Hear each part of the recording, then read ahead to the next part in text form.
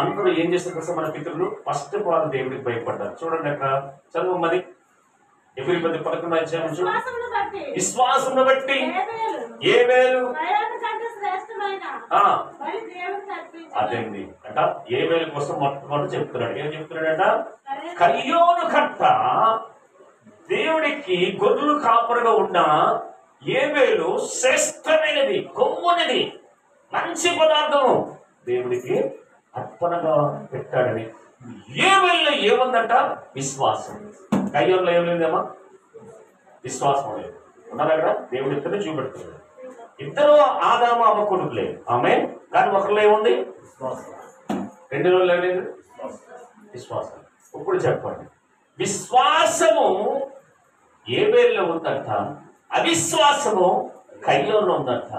కయ్యోను ఏమైందంట? దేవుడి దృష్టిలో లేదు. విశ్వాసంతో ఉన్న ఏబేలే ఉన్నాడంట. నెక్స్ట్ చదవాలి.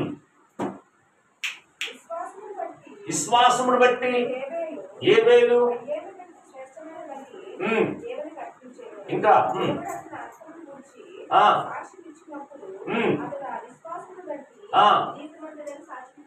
ఇంకా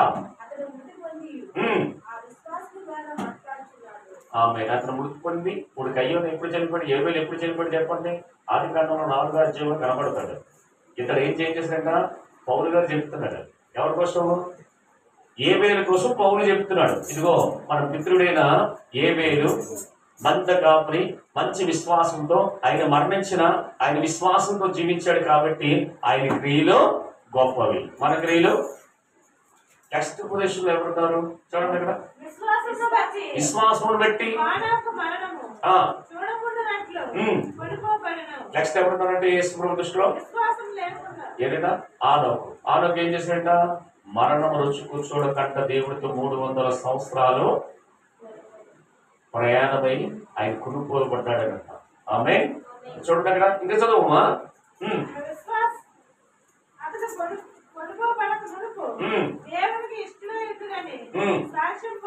అబ్బా ఏం సాక్ష్యమా!